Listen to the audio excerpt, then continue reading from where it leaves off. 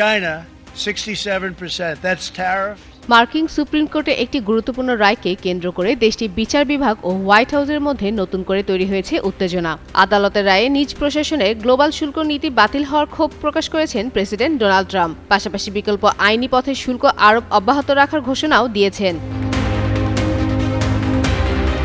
সম্প্রতি মার্কিন president Donald Trump supreme কোর্টের ৬-৩ সংখ্যাগরিষ্ঠ রায়কে জাতির জন্য লজ্জাজনক বলে মন্তব্য করেছেন। আদালতের এই রায়ে ট্রাম্প প্রশাসনের বৈশ্বিক শুল্ক নীতি অবৈধ ঘোষণা করা হয়েছে। শুক্রবার এক সংবাদ সম্মেলনে ট্রাম্প দাবি করেন, বিদেশি স্বার্থ ও রাজনৈতিক প্রভাবের কারণেই আদালত এ ধরনের সিদ্ধান্ত নিয়েছে।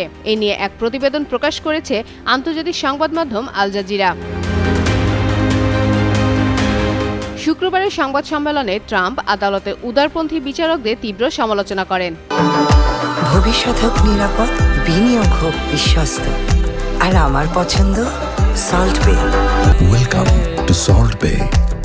পাশাপাশি যেসব রক্ষণশীল বিচারক রায়ের পক্ষে ভোট দিয়েছেন তাদেরও অসাংবিধানিক ও অরাজনৈতিক আচরণের অভিযোগে কঠোর মন্তব্য করেছেন তিনি। ট্রাম্প বলেন, এই রায় যুক্তরাষ্ট্রের জন্য অপমানজনক। তবে সুপ্রিম কোর্টের রায় সত্ত্বেও নিজের অবস্থান অনড় থাকার কথাও জানান ট্রাম্প। তিনি বলেন, ১৯৬২ সালে ট্রেড এক্সপেনশন অ্যাক্ট এর আওতায় তার শুল্ক আরোপের পূর্ণ ক্ষমতা রয়েছে। ট্রাম্পের ভাষায়, তার শুল্ক আরোপের অধিকার আছে এবং সবসময়ই ছিল।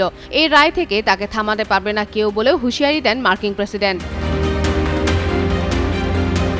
রায়ের পরপরই বিকল্প আইনি পথে শুল্ক নীতি চালু রাখার ঘোষণা দেন ট্রাম্প। এতে ট্রাম্প প্রশাসন ও মার্কিন সুপ্রিম কোর্টের মধ্যে দ্বন্দ্ব আরও স্পষ্ট হয়েছে। এদিকে বিশ্লেষকদের মতে, এই অবস্থান যুক্তরাষ্ট্রের বাণিজ্য নীতির উপর নতুন আইনি লড়াইয়ের সূচনা করতে পারে। যদি শেষ পর্যন্ত ট্রাম্প পিছু হাঁটতে বাধ্য হয়, তাহলে এর সুফল এবং প্রভাব পড়বে আন্তর্জাতিক বাণিজ্যেও।